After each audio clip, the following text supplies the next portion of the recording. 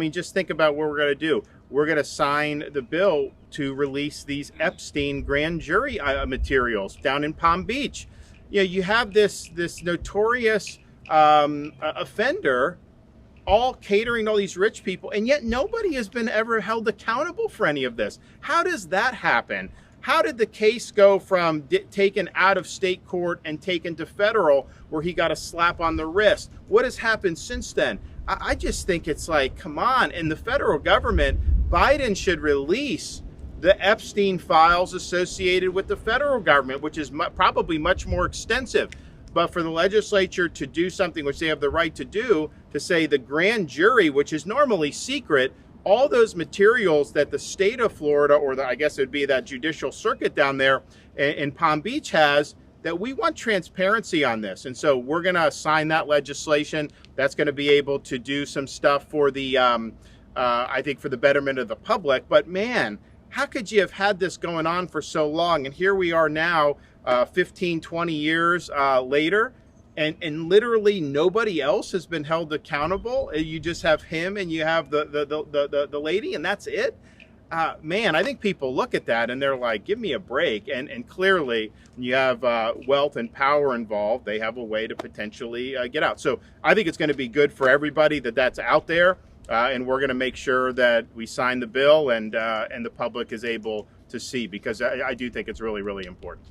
Oh boy, Donald Trump had better get ready. More Epstein files are dropping, and that is thanks to Florida Governor Ron DeSantis, who we could have had as our president, but Donald Trump won't get his fat, stupid ass out of the way. He is now planning to use the RNC and put in his own family members as head of the RNC so he can pillage and plunder their funds to pay his lawyers. Yeah, he's coming up on some major things that are going to happen where the state of New York's looking to take some of his property if he doesn't pay up. But now even more bad things coming as the Epstein files related to the grand jury that Florida put in for Jeffrey Epstein in 2006. And here is a little bit more about that, about what is going on here with the Florida legislator. The Florida legislator has passed a bill that will release the state grand jury's Jeffrey Epstein investigation. The transcripts of a 2006 grand jury that investigated Jeffrey Epstein's sexual assaults of underage girls would be released to the public under a bill heading to Florida's governor after it was unanimously passed by the legislator. The bill, which passed the Senate on Wednesday after earlier passing the House, would take effect July 1st, if signed by Governor Ron DeSantis, although a South Florida Circuit judge might release the transcript sooner as part of a lawsuit filed by the Palm Beach Post. The Post sued the Palm Beach County State Attorney and the court clerk in 2019 to obtain an order to unseal the grand jury proceedings and reveal why the grand jury returned only minimal charges. A circuit judge determined in 2021 that the court didn't have authority under state law to release the records. A state appeals court disagreed last year, citing a state law that says the grand jury records can be made public if there is a, quote, furtherance of justice. But appeals court ordered the lower court to review, redact, and release the material, but that hasn't happened yet. The new bill adds that records can be released if subject of the grand jury inquiry is dead or the investigation is related to sexual activity with a minor, which both of those would apply in this situation, as Jeffrey Epstein died in federal prison while Donald Trump was president. This is something that the Epstein conspiracy theorists will not touch. And what drives me the most nuts about the QAnon type people, and these people, they have this obsession with Jeffrey Epstein, claim to be against child sex trafficking, yet in anything that's connected to Donald Trump, which Jeffrey Epstein was, they don't want to go there and they want to live in a fantasy world. Well, I say that the QAnons, those types, don't really care about child sex trafficking. If they did, they would also want to look into things like why Epstein was let off with a slap on the wrist in 2006.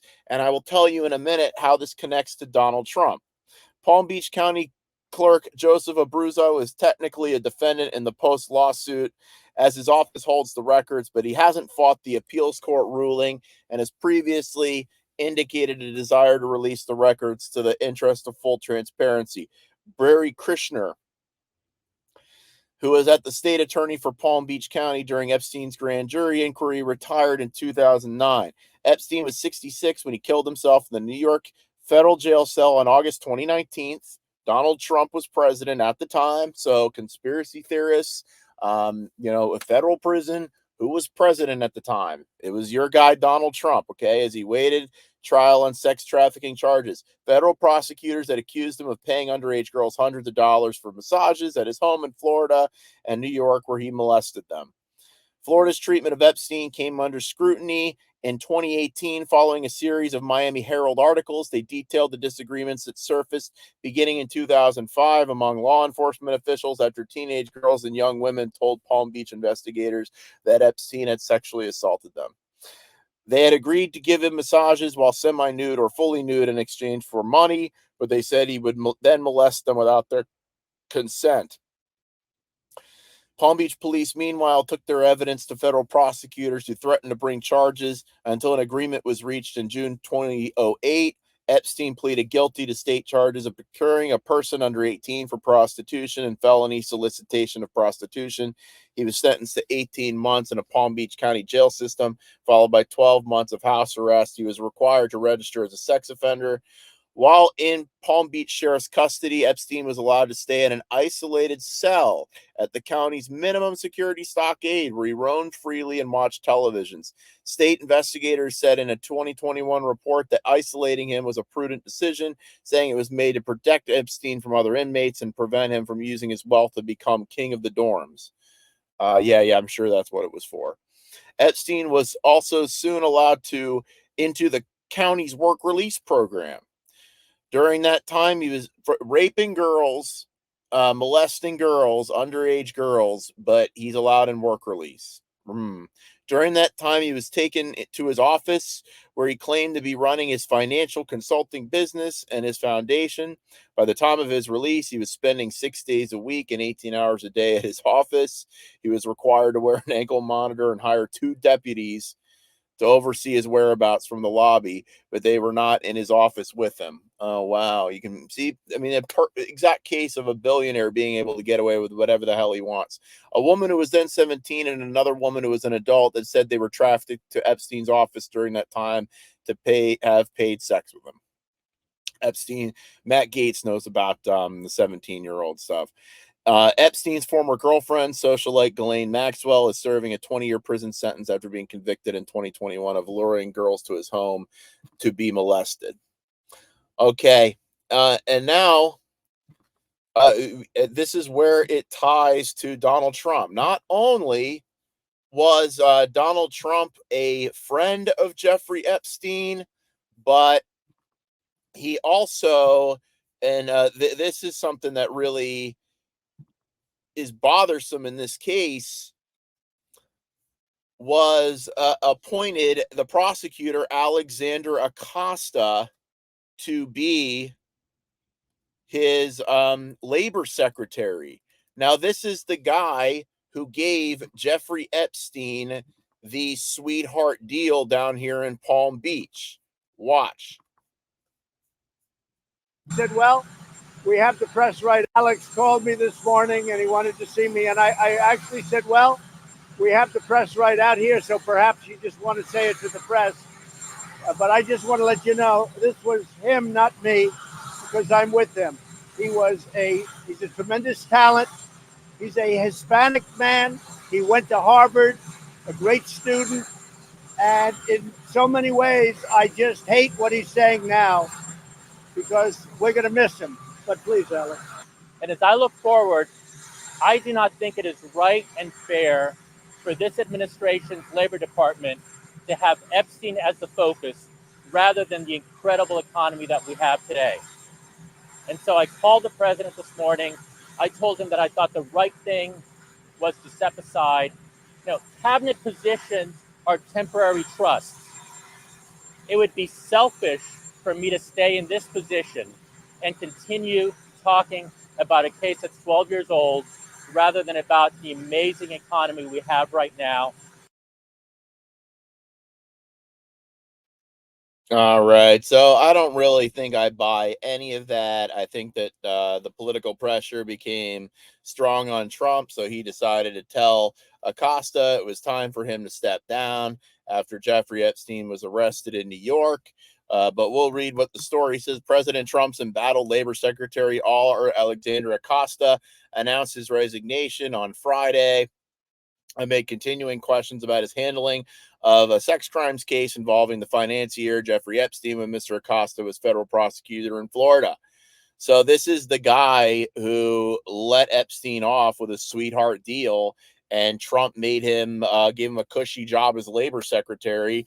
And if Epstein had not been arrested in New York, none of this would ever come to light, really, even though Trump knew about this, the sweetheart deal.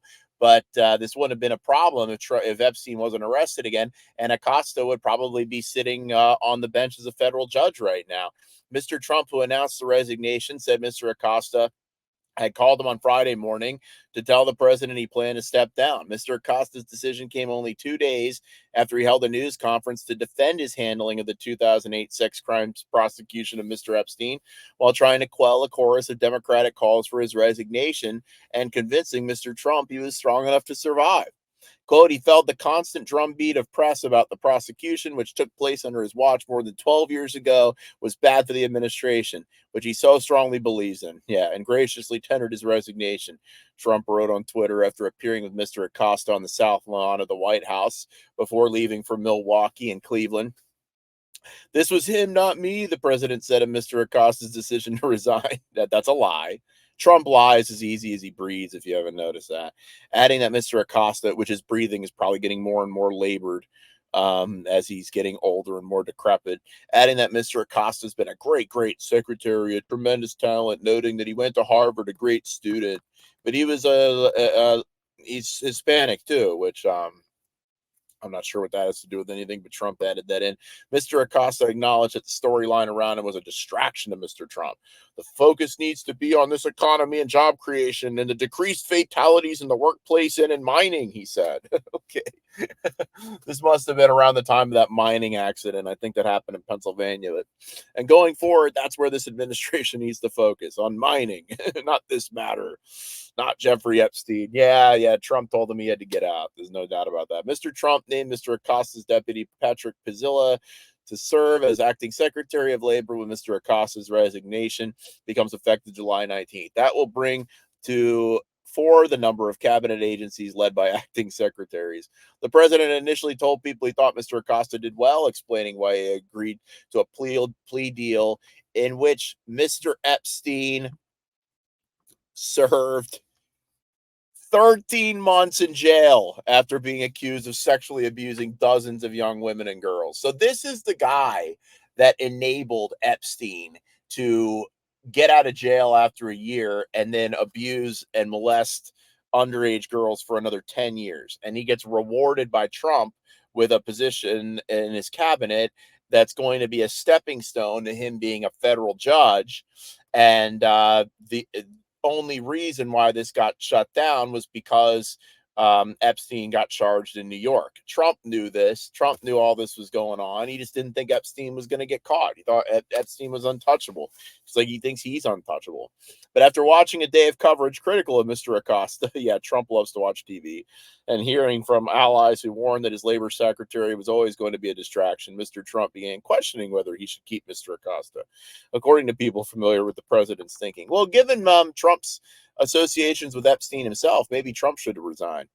Mr. Acosta, according to the 2 people familiar with his thinking, was under the impression that Mr. Trump was pleased with how he explained himself there and parried questions from journalists. Top officials at the Labor Department thought the news conference, which had been requested by Mr. Trump, had helped Mr. Acosta save his job and were taken aback by his abrupt resignation, a decision Mr. Acosta made without consulting a wide circle of advisors or telling many colleagues of his plans. But Mr. Acosta, those people said, had never been a natural fit in the circus-like environment of the Trump administration. He viewed the cabinet position as a stepping stone to his real professional goal, a judicial appointment on the 11th Circuit Court of Appeals in Atlanta. Some White House officials thought he was making decisions at the Labor Department with that future in mind, trying not to alienate Senate Democrats whose support he would need in a confirmation hearing. Yeah, he had a few allies in the West Wing and had clashed with blah, blah, blah, Mick Mulvaney, yada, yada, yada. All right. So, I mean, Trump tossed this guy out. But, the point is that this guy would have been on the Court of Appeals. That's like a primo position. This guy was being elevated up by Trump, the guy who gave Epstein the sweetheart deal, the Florida prosecutor, Alexander Acosta. And now, thanks to Ron DeSantis, this grand jury is going to be revealed. This grand jury report on Epstein from 2006 is going to be revealed. This is stuff that Acosta would have seen. And we're just going to see how bad this gets. And this should be pinned right on Donald Trump. Okay, so Mr. Acosta's role in the prosecution of Mr. Epstein came up during his confirmation hearings, but it was only when federal prosecutors in Manhattan brought new charges against Mr. Epstein this week, accusing him of child sex trafficking, that the federal government's handling of accusations against him more than a decade ago became a highly publicized issue. The new charges also drew new attention to Mr. Trump's own previous relationship with Mr. Epstein, whom in 2002 he described as a terrific guy, and provided a new line of attack for some 2020 Democratic presidential candidates. Jeffrey Epstein was a terrific guy. He was a terrific guy. I didn't like him. He was very rich, very cool, awesome, beautiful, wonderful guy. I did not like him very much. Trump he just says shit. He just makes shit up all the time. Just whatever. He contradicts himself all the time. Then he can just say, oh, well, I said this back then, but now I'm saying this today, whatever. He offered a similar defense to senators during his confirmation process to be labor secretary in 2017, where he weathered criticism about the Epstein plea deal and won confirmation in a 60-38 vote. But this week's hour-long explanation appeared insufficient to stem outrage from new federal charges, revealed lewd details about Mr. Epstein's relationship with vulnerable young women and girls.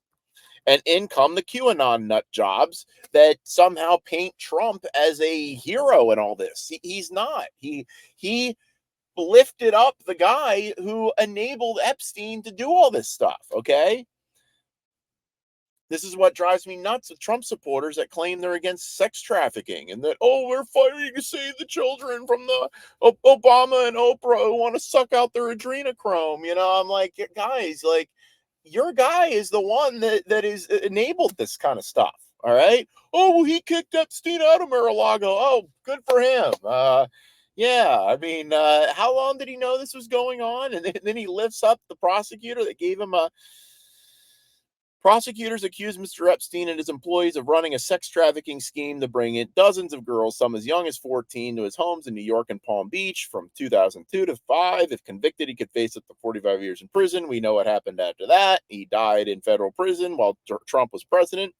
Congressional Democrats on Thursday demanded a briefing from the Justice Department about the 2008 agreement by Mr. Acosta's office not to prosecute Mr. Epstein, which included a promise to Mr. Epstein's defense team that federal prosecutors would not notify his victims of the arrangement. This is a bad dude, and this is Trump's guy. I can only hope that eventually this gets completely pinned on Trump, because he's the guy that gave Acosta the position, knowing damn well that he did this.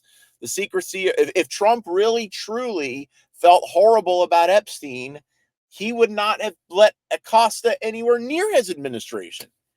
But he didn't, okay? If Trump really did kick Epstein out of Mar-a-Lago, it was only because he was put in a position where he had to do it for to save his own reputation, whatever's left of it. It was because he was forced to. It wasn't because he wanted to, okay?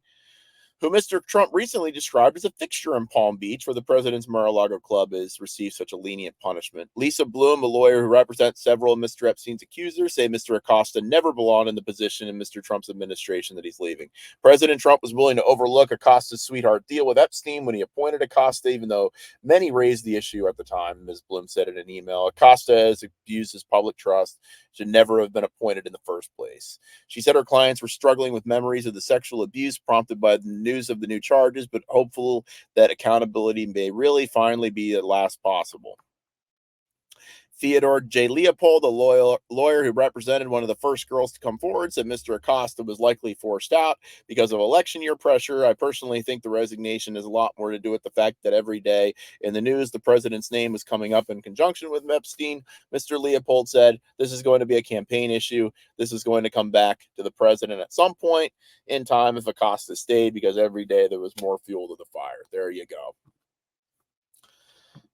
And course, here is Trump and Epstein. They they're good friends. There's Melania and Ghislaine Maxwell and hanging out there. These guys, Trump and him are buddies. Okay, to say that they weren't is nonsense. So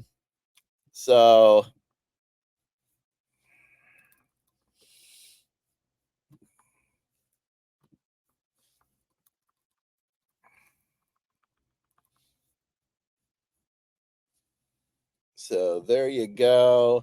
And then, of course, the famous lip biting footage of Trump and his buddy Epstein at Mar-a-Lago, and all add it to all the creepy things Trump has said.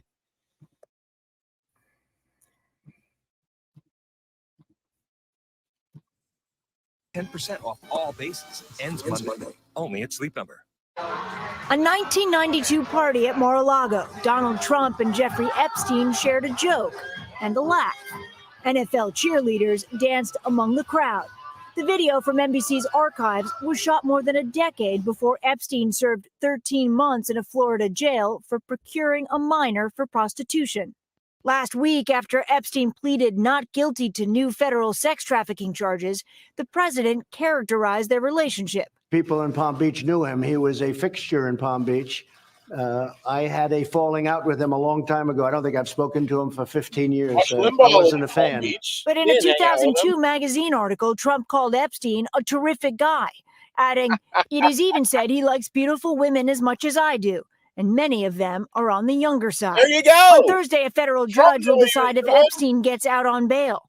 Prosecutors have argued he is both a risk to the public and a flight risk, citing his more than $500 million wealth, piles of cash, loose diamonds, and an expired foreign passport under a different name, but with Epstein's photo. His residence listed as Saudi Arabia. Wow. The defense team said the passport was acquired from Austria in the 80s for personal protection when Epstein traveled in the Middle East, stating their client was concerned about kidnappers, hijackers, or terrorists.